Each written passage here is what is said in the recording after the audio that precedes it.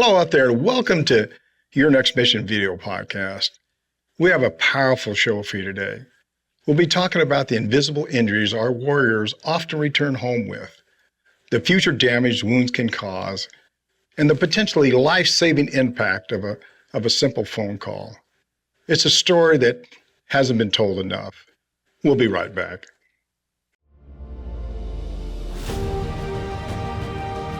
Welcome to Your Next Mission video podcast, where we tell the stories of those who have served in the past and those who are serving today. From transition to financial wellness, VA benefits to mental health, we cover issues facing veterans, active military, and their families. Now here's your host, the 12th Sergeant Major of the Army and co-founder of the American Freedom Foundation, Jack L. Tilley.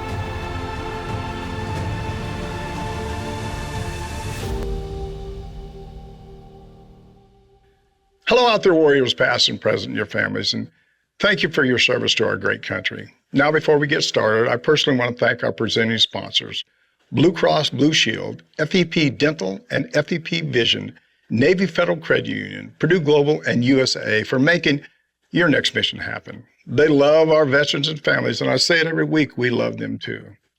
We're going to be discussing the potentially tragic consequences of invisible injuries in a program that is using their power of human connection to show the suffering of veterans, that there are people out there who care about them and all they want to do is help. And I'm so excited to introduce U.S. Navy veteran Frank Larkin, the Chief Operating Officer of Operation Warrior Call, a program of Farity's Troop First Foundation. Sir, thanks for joining us on the show today. Sergeant Major, my pleasure to be here, and my sincerest gratitude to your listening audience for what we're going to be talking about today. Well, I certainly appreciate what you do. That's for doggone sure. You've served our country in a number of different ways, but before we talk about all that, would you tell the audience just a little bit about yourself? Yeah, I started out, I enlisted, as a Navy man, eventually went into SEAL training, served both active duty and active reserve capacities. And once I left the military, I went to school, got attracted to law enforcement, started out as a beat cop up in the Philadelphia area, worked my way up into investigations and homicide, and eventually went into the U.S. Secret Service as a special agent, spent 22 years there where I retired.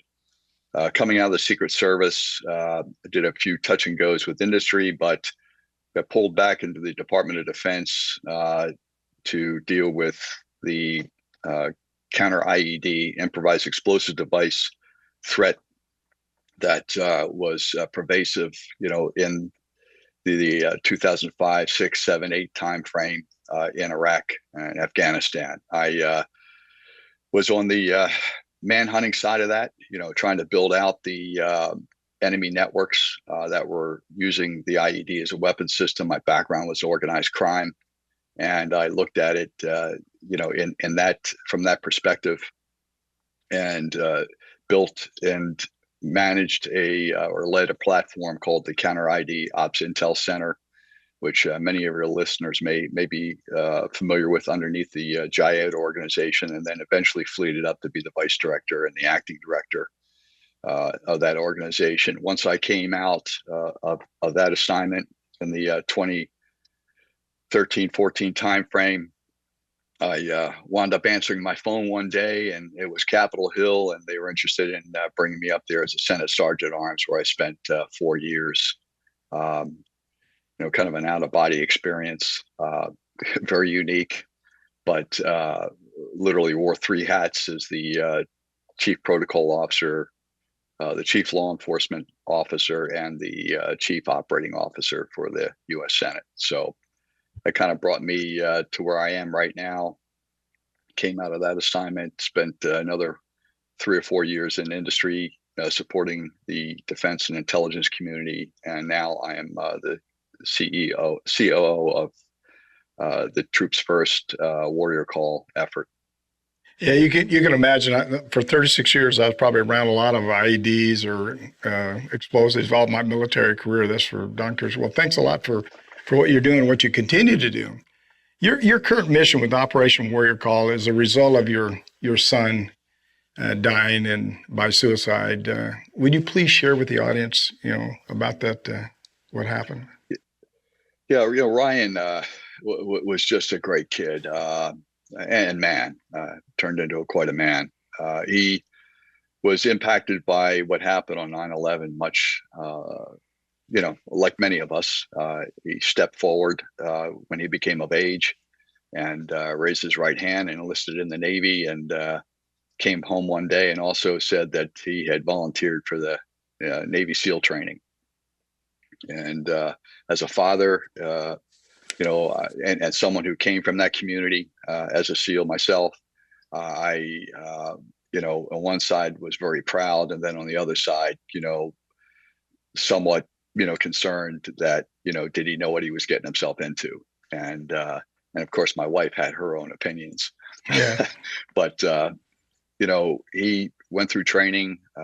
He got his SEAL Trident and trained to be a special operations medic, and was immediately deployed into Iraq on two tours, combat tours, which saw a lot of action, and then moved on to Afghanistan for two heavy combat tours.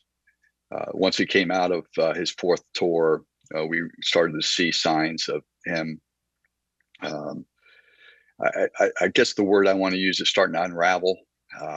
This was a highly decorated, just a top performing Navy SEAL that, like what we hear from many of our veterans, started having issues with sleep, anxiety, hypervigilance,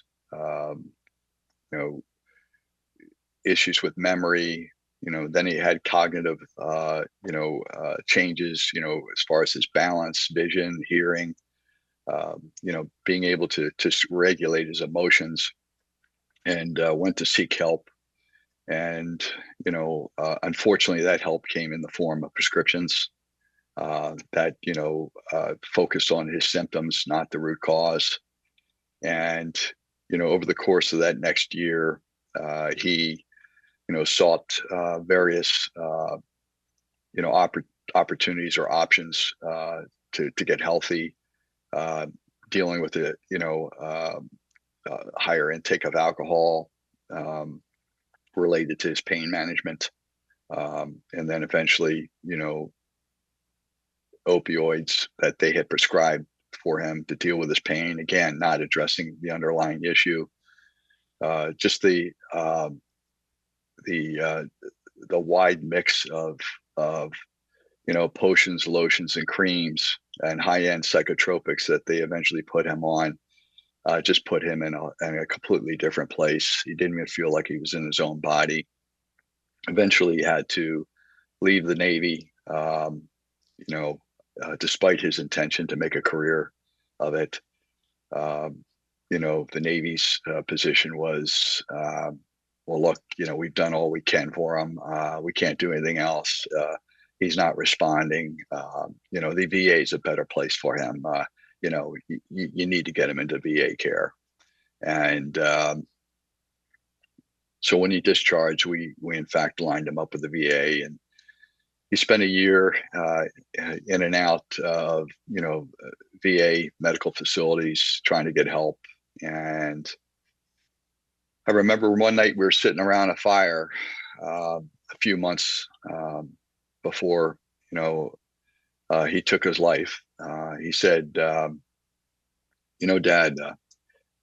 something's wrong with my head, but nobody's listening. They just keep telling me I'm crazy. And that's a big part of what, I wanted to share, at least in his story, is that nobody was listening. And we hear that over and over again as we talk to our veterans and our warriors who are struggling with invisible wounds, which we've come to characterize as kind of that rubric of post-traumatic stress, moral injury, which is not talked about a lot. We raise our kids to, value human life, respect each other, follow the rule of law. And then, we train them up and project them to places where that's not exactly how things go. Yeah. And they come home burdened with, this conflict of, what's right and wrong, what's up, what's down, and back to a society that is, very judgmental, doesn't really understand what they've been through. And so they hold it all in, and it just starts to cook off inside.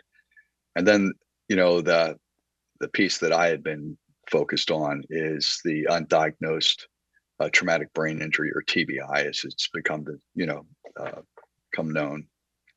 Is a significant complicating factor to all that, and we're learning that, exposure to our weapon systems, to explosive charges, to IEDs, is having a ripping effect on the brain. Unfortunately, we don't have any diagnostics to see it in a living person, and it's not until after, either they take their life or they die, that we were able to qualify it through postmortem examination.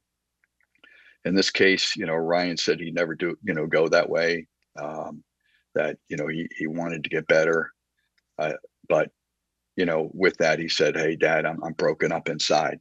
I'm not going to live to an old age. I'm just, my body is just, it's hurting. It's hurting all the time." And as we hear from many of our veterans, they're dealing with physical pain, emotional pain, spiritual pain, and they do whatever they can to ease some of that pain. And the other thing is they desperately tried to understand what's happening to them. At one point they're at the top of this mountain, life is good. And the next thing you know, they're into this slide, and they don't know why, and they don't know what's happening, and how to stop it. And they're just clawing for, any type of handhold, to get better. And so 2 months after we had that conversation sitting around a fire, I came home one night, or actually one morning, and found that he had taken his life in the basement of our home. He was wearing a SEAL Team 7 T-shirt, and that's the team that he had deployed with, wearing a pair of red, white, and blue board shorts, and it had illuminated his shadow box that I had made for him the holiday before, and that had all his ribbons, medals, insignia, other memorabilia. And it was I've been through a lot of critical incidents. I've seen a lot of bad stuff like you have, Sergeant Major, but I'll tell you what, finding my son that morning just ripped my heart in half. And I didn't like what he did. I didn't support what he did, but I've grown to understand why he did. It was all about his boys. It was all about proving that something was wrong with his head. And in the end, he was right. About 2 months after he passed, we, satisfied a wish that he expressed to us, that if anything ever happened to him, he wanted his body and his brain donated for, TBI, breacher syndrome research. So we did. And 2 months went by, and they called us in and said, your son, had an undiagnosed sphere level microscopic brain injury that is uniquely related to blast exposure. It's not the same thing as CTE that you hear about with the NFL players and the other contact sports. It's truly comes from the shock waves ripping through the brain and causing tears at the microscopic level. And once we had that information, it really lifted a burden off our shoulders as to why, we were seeing the changes in our son. He didn't even look like or behave like the boy that we knew. And this gave us some explanation. It also gave me my mission, and this is why I'm here right now, is to share this with you, others, your listeners, and really elevate this conversation and this awareness, so that we can understand what's going on and we can direct the resources towards it. Yeah, well, first of all, thanks you for talking about it. I think there's so many people out there that just that just don't talk about stuff like this. And we need to talk about it. We need to let people know the kind of sacrifices our veterans go through.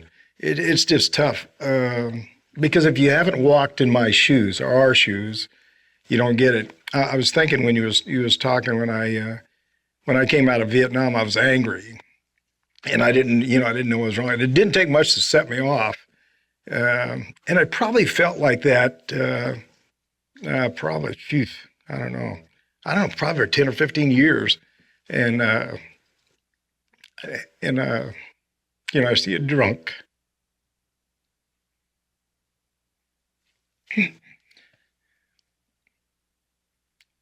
It's tough to talk about. It's tough to talk about these things because there's so many people out there struggling, and it's just good that we have this discussion.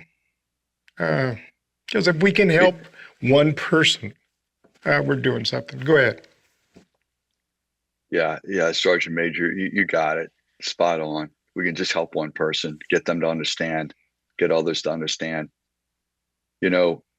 What you felt, what you experienced is, just replicated so many times, through our generations of warriors. My son, I could have, laid over what you just shared, as far as what he was feeling. I think a piece of this is tribal separation. Yeah. It's hard for, unless you've served, and certainly, whether it's in a combat environment or not, but, you break bread with this whole new family of teammates, and they actually, in some cases, become closer than your own family, your own blood family. And when you separate, and what we're finding out right now, it's about how you separate can really impact that glide slope and where you land, and how you deal with that transition, which is a very vulnerable time once somebody leaves that tribe. If they leave it under their own accord, they've developed a plan, they're retiring, or they've got something that, they've identified, their LZ, they've got a good shoot over their head, and, they're going to land on the spot that they want to land.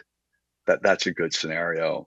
A bad scenario is one where you have an operator, a warrior, who feels that they have to leave their team because they're going to let them down, that they're experiencing changes, that things are happening that they don't understand, maybe as a result of their visible, or as we're talking about, these invisible wounds. So they break contact, with their team, their tribe, so that they don't fail in front of them and they don't let somebody down. And that's hard for others to understand unless you've been in that dynamic. Yeah. And then the other piece of it is if they're forced out, either some behavior, or, they can't contribute to operations anymore. And that's what the services are all about. They're about operations. It's about looking at that front windshield and, doing the job. And they're not really looking in the rearview mirror at the debris field. And that's what we're talking about. And so my conversations with a lot of these men and women is, as the science is starting to illuminate what may be going on, that there may be a biological connection, that there may be an underlying, damage. I say to them, you're not crazy. You very well may be injured as a result of what this nation has asked you to go and do for it. You put yourself in harm's way, you put yourself in extreme conditions, and that comes at a consequence. And you're coming home, with these injuries, and we have an obligation to help you heal. And you have to understand, one, you're not crazy, and two, you're not broken. We can't throw you to the curb. We need to wrap our arms around you. We need to connect to you. We need to pull you back out of the darkness, back into the tribe, and inject that sense of hope and purpose and build that dignity that you once had, and that's, to me, where the rubber meets the road, is right at that dirt level, that deck plate level, where if you don't have connection with somebody, then that this whole issue of isolation becomes an extremely eroding and caustic factor that is directly tied to the suicides and other bad behavior. Yeah, you can see it's when you're talking, it was so hard for me to just get through those few months. My problem really is that things that I've seen years ago keep popping up, and and they pop up at the weirdest times sometimes. It's really tough to work through them, to tell you the truth. But I think what we're doing right now is we're talking about it, and that's always therapy for a lot of people. Frank, how many people do you think are out there? I guess there's a lot of people out there that have invisible wounds, TBI or PTS, that probably aren't getting any help. Do you think there's a lot of people out there like that? Yeah, absolutely. I'm glad you asked the question, because we see the statistics that are thrown out by the VA and others, Defense Health, and to me, it's a play on numbers. They want to show that things are getting better, but as a former homicide detective, I will tell you that, in my experience in death investigations, it's all about the evidence that you have available to be able to call something one way or the other. In a suicide or a homicide, where you clearly have indicators of what has happened, then you score it that way. And then you have your unattended death, because maybe they had some type of disease process going on, or there was an accident that took somebody's life. But then you got this gray area that sits right in the middle, where you don't have enough information to call it one way or the other.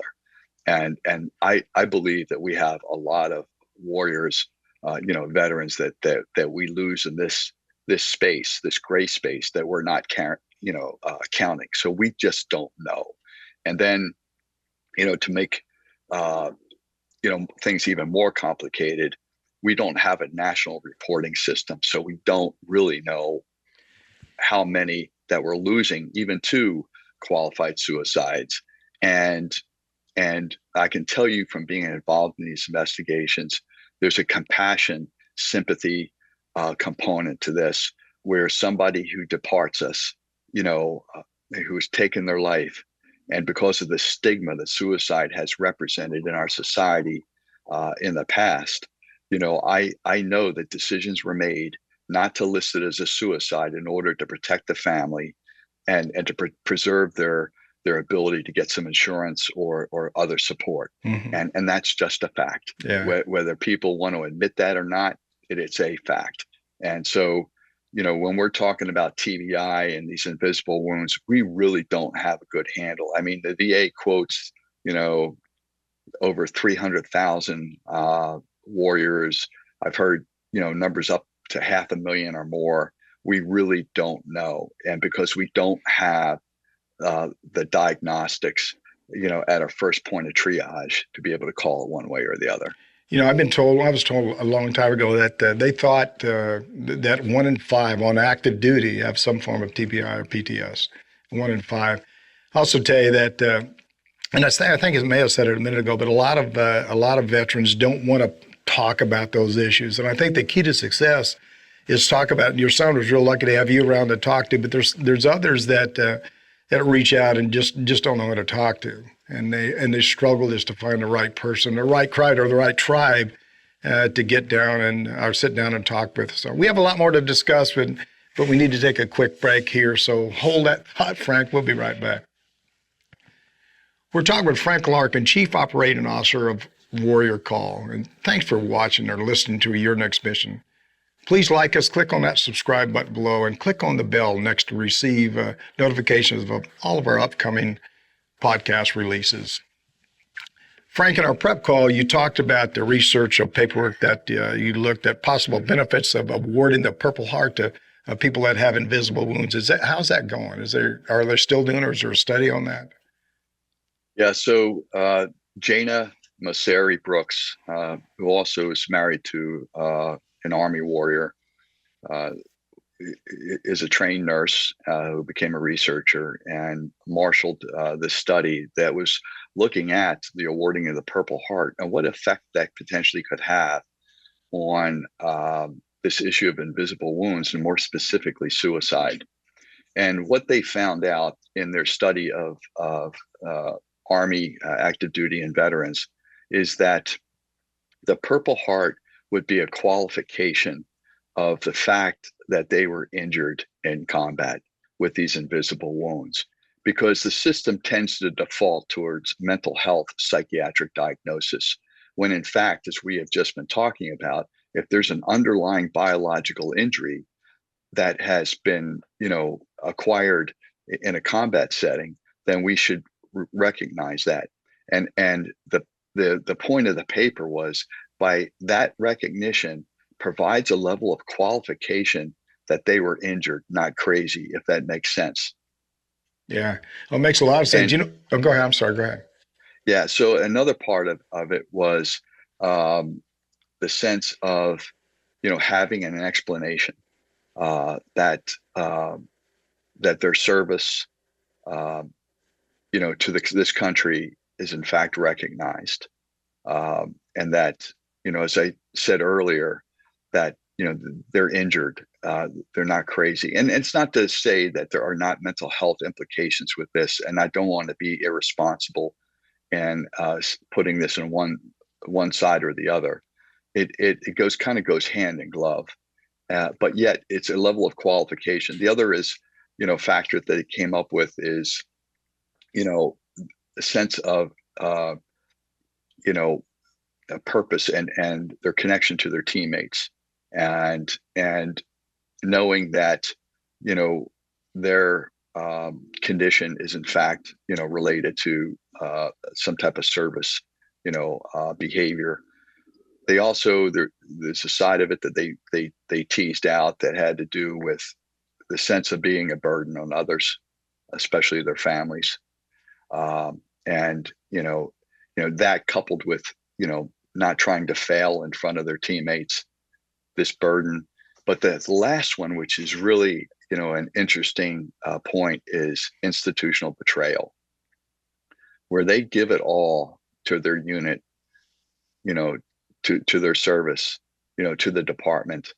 And when they come forward asking for help, or these invisible wounds start to get illuminated, in many cases, they've been weaponized against the person that's coming forward. Yeah. Because we don't understand. We don't know what we don't know. And if we don't have the diagnostics, then it's easy to say that, they're gaming the system for a medical discharge, or there are more cases than not, it turns into a disciplinary, issue.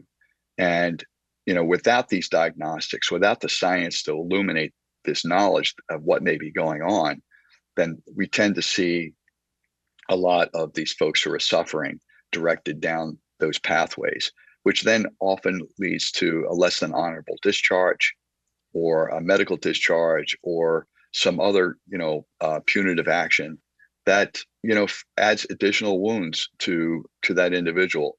And very often, in order to justify, those courses of action, they hang labels on these individuals. So you can see where that can put somebody in a very bad place and kind of rip their dignity apart, when in fact, they're struggling to understand what's happened to them. They want to do the job. They want to stay, with their tribe. They're committed. This is where they want to be, but, they're very often, forced out. When I was in Vietnam, I don't know if I told you this or not. When I was in Vietnam, I was overran, 20 wounded and 7 killed. So that affected me. Now I was 18 years old, I guess it was 18 or 19, 18 and a half, 19 years old. And for the last over 50 years, I've had post-traumatic stress. And I was never identified with any kind of PTS until I retired from the military. And I never talked to anybody about it. I kept those things to myself. Of course, I had things that occurred that luckily there was people around that that could took care of me. In fact, I remember one time I was talking about anger issues that somebody got right in my face, and I responded and did something I shouldn't have did. But luckily there was somebody there to keep me out of trouble. But I could see if I'd have been open about those wounds, those invisible wounds, that, I mean, how far would I have gotten in the military? I don't know. Maybe I'd have went same as I was, but I'm not sure. And I think a lot of people are just not scared or afraid, but just concerned about talking about it. And I think for the people to listen, talk about it. It helps you to express how you feel. Now, you see me a little while ago when I was talking about something. It was hard for me to get through it. But that's who I am. I can't change that. It's just me. Go ahead. Yeah. And I really, I think, your genuine expression of emotion just really, qualifies what we're talking about. Yeah. I mean, how could you not be dragging stuff home with you after being through that? Yeah. Yeah. Have you ever thought about it that way? Yeah. No. You're exactly right. I mean, I was telling somebody not too long ago, and maybe I said it to you, but I've stepped over bodies. I've drugged bodies. I've just did things that I don't think I've did anything I'm ashamed of. I think I did what the country asked me to do and what I wanted to do for our country. But it won't go away. It'll never go away. It'll be with me for the rest of my life. But I think the key for me personally now, and for the people who listen, I think the key is listening and talking about it, telling people about how you feel, telling people that, hey, I've got some stuff that I got to deal with, and we got to get around the right tribe and talk to those people and let them know that, we're all in this together. Where nobody's by themselves. I mean, just because I'm an Army guy, it's Army, Navy, Air Force. It's everybody. It's all people that have served. So this is a great job. I want to talk about Operation Warrior Call and the work you're doing there. But first, we need to take a quick break. And this is such a needed discussion for all of us. We're going to take a quick break, though. Don't you go anywhere. We'll be right back. You're watching Your Next Mission video podcast. You're watching Your Next Mission video podcast, proudly presented by Navy Federal Credit Union, the most trusted credit union owned by members of the military community, serving all branches of the armed forces and their families. Their members are the mission. Learn more at NavyFederal.org. Purdue Global. You're ready for a comeback, and with Purdue Global, you can do more than take classes. You can take charge of your story, of your career, of your life. Earn a degree you can be proud of and get an education employers respect. Start your comeback at PurdueGlobal.edu. USAA. A promise is a trust not to be broken, whether spoken with an oath Solemnly swear. or sealed with a pinky. And after 100 years, we're still taking care of the military community and their families. That's our mission, always. Now back to your host, the 12th Sergeant Major of the Army, Jack L. Tilley.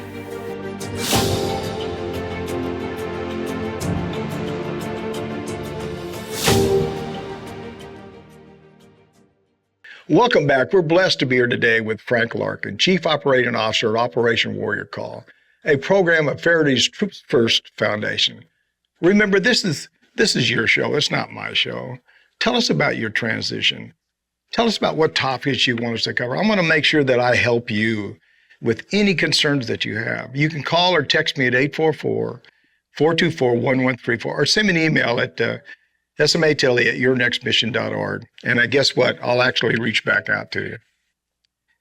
Frank, as we head into our final segment, let's talk about Operation Warrior Call. How did that come about, and what do you do to accomplish the mission there? So, Sergeant Major, to kind of, in our previous, sessions here, you've set up, exactly why Warrior Call has come about.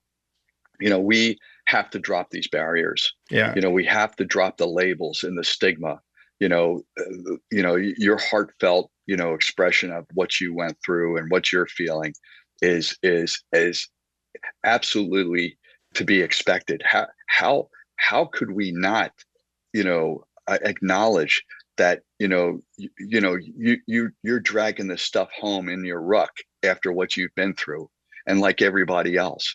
I mean, and that's what we have to really embrace, is that, so let's talk about it. let's not put it behind labels. Unfortunately, guys like you, me, and others, we wind up wearing a mask, you know, and we spend a lot of energy, looking like everything's okay because, one, we don't want to see our teammates, sense that something may be wrong with us. So that's one factor. We don't want, our organization to see that, maybe, we're having some issues and we're struggling with some things. And then also our society, our family, and those, beyond our family. So this is something that, quite frankly, is important to talk about. And it actually goes to making us stronger, post-traumatic growth, and increasing the resiliency, not only our personal resiliency, but the resiliency of the force. So Warrior Call is really this effort at a deck plate, grassroots, dirt level, to reach out to somebody that served in uniform, whether active duty, a veteran, and even first responders, because they're our domestic warriors and they've been through a lot recently. It's simply to make a call, whether you make a physical phone call, whether you text, whether you do a drive-by, to get, to see somebody, for instance, me calling you, hey, Jack, I just came across your number in my, my phone book. I just thought I'd give you a call. I don't know why, but I'm going to give you how you been, buddy? Yeah. And it may have been a couple of years or whatever, 10 years, but that phone call coming to you and hey, Jack, you remember when we were, in such and such place and what we did, and, and just to be able to connect with somebody, have a simple conversation and an honest conversation. So to make that call, have an honest conversation, and even, take a call from you, if you're in a bad plot, to build that trust connection, that buddy line. And then if you sense that something's not in a good place, to get them connected up to those resources to help them out. And what that call does is, and we've had too many anecdotal, reflections from folks who have gotten the call and they can't put a finger on why the call was made or why it was received and the time, but it connected at the right time and place. It pulled them back from the edge. It let them know that they weren't alone, they weren't forgotten, and that there was hope. And that's the whole purpose of Warrior Call. Our men and women have valiantly, in this post 9/11 and even prior conflicts, stood up to serve and protect this nation and everything it represents. And this red, white, and blue flag behind me is our number one symbol for that effort. And we need to preserve that, which means we need to preserve our force, and we need to change this narrative to one where we can openly talk about this. We can deal with our feelings and understand that they're normal, and that this is part of, what this nation has asked us to do is a consequence of what it's, and something that, is not to be looked as a negative. These folks aren't broken. They're injured, and that's how we need to treat them. And so we need to push the science to understand this so that we can make better decisions, get these folks down the right path, and get them back up in the saddle again. Yeah, I keep thinking as long as everything that you said is absolutely true, but we just need to speak and talk to each other a lot more. I had a couple of friends here just a couple of years ago. One of them, I was really pretty close with when I was on active duty, but I had not talked to him in a couple of years, and he took his own life by suicide. And it broke my heart. And I always thought that if I'd have just called him, what would have happened? And I think you're right. I think we just need to call and check on each other and see how everybody's going. My eyes watering as you're talking here, but it's just important not to just sit back and do nothing. The other thing I think about, when we have discussions like this is there's so many people that go home and just sit on the couch and don't do anything. And it doesn't take much just to get off your couch and don't think that you're alone. Realize that, we're all part of a family and we all struggle. I don't care if you're a general officer or the lowest ranking guy in any service, but each one of us have scars. Each one of us have wounds. And each one of us needs somebody to reach out and give them a hug or a pat on the back or just a phone call and say, just like you're talking about, how are you doing? The day after Veterans Day was National Call Day. What were you hoping to accomplish with this event this year?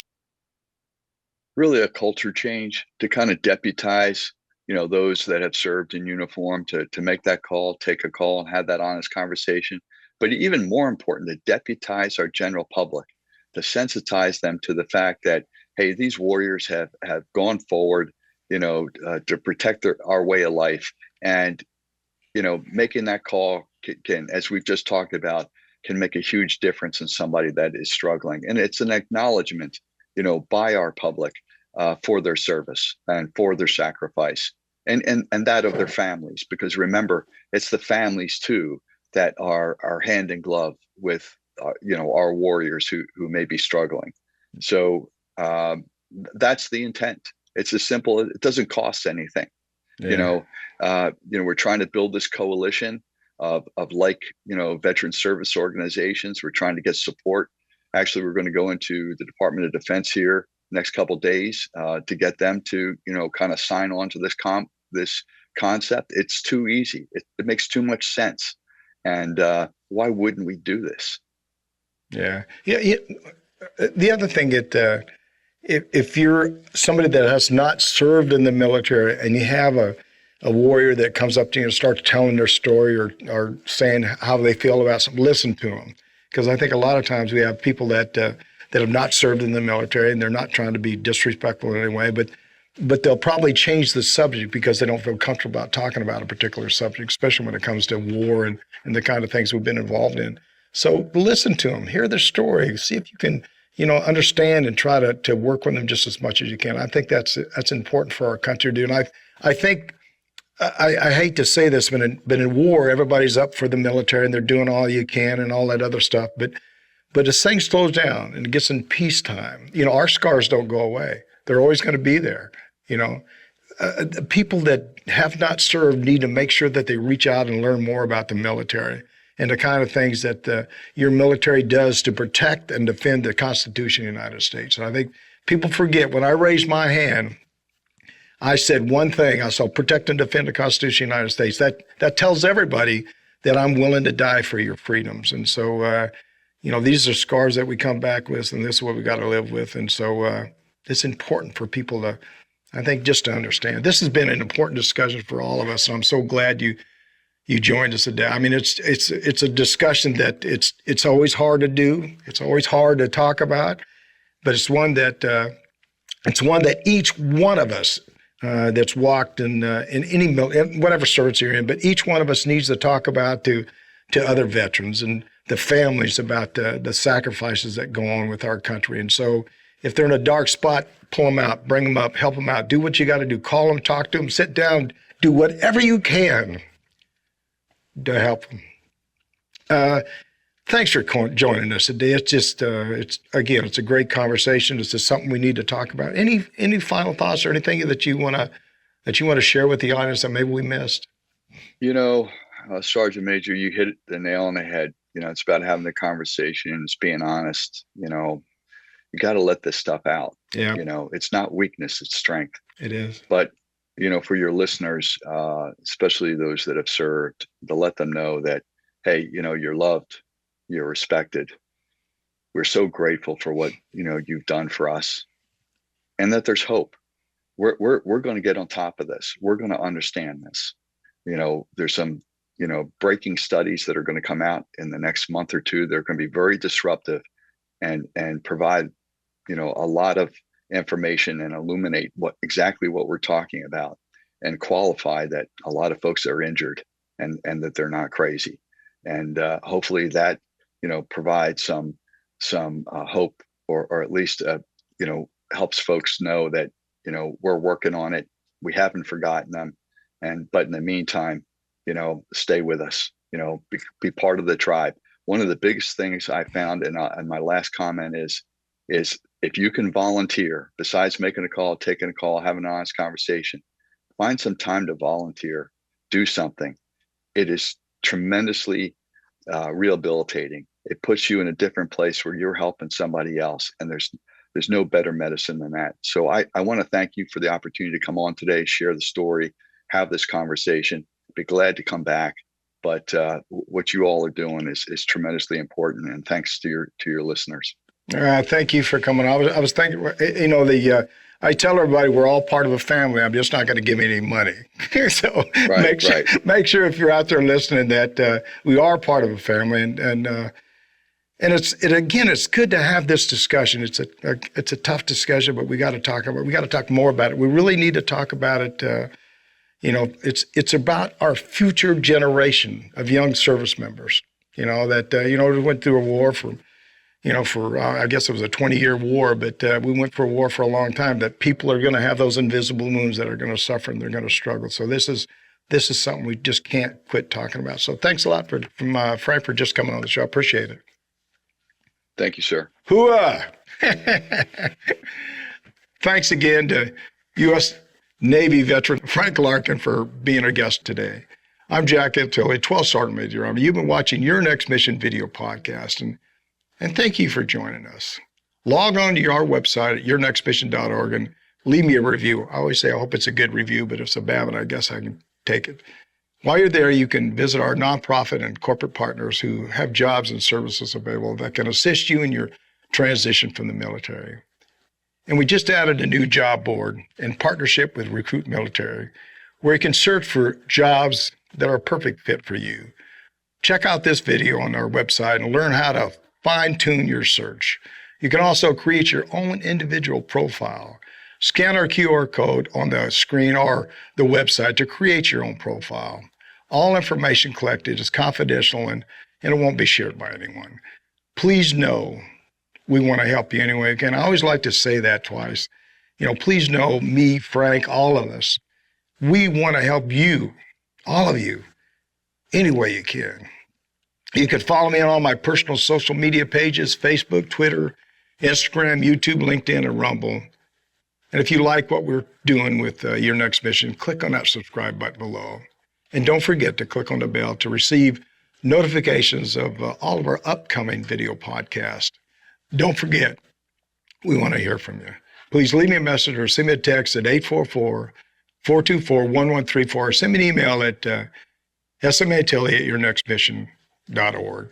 Thanks again for Frank Larkin for joining us today. It was just, it was wonderful having you on the show. And I just want to say a couple of, you could see just during the show is how hard it is for me to talk about it. Well, there's a lot of people out there that struggle. And this is, it's okay to struggle. Since 2001, there's been 120,000 veterans take their life. And it's not fair.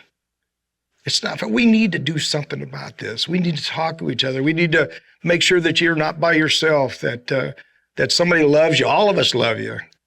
But we need to do something to make this better for our veteran community. We talked about invisible wounds, and I talked about my struggles. I went through some stuff that I wouldn't want anybody to go through. But I'm still here. I'm going to be here for a long time. And you need to stay with us. It's about us. It's about our country. And it's about God. It's about the things that you did for this country.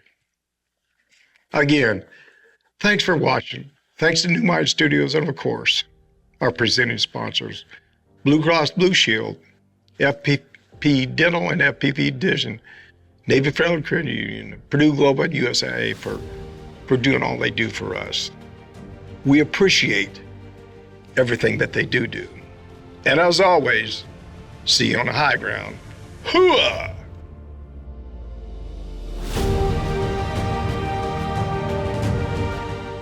You've been listening to Your Next Mission, brought to you by the American Freedom Foundation. Learn more by visiting yournextmission.org.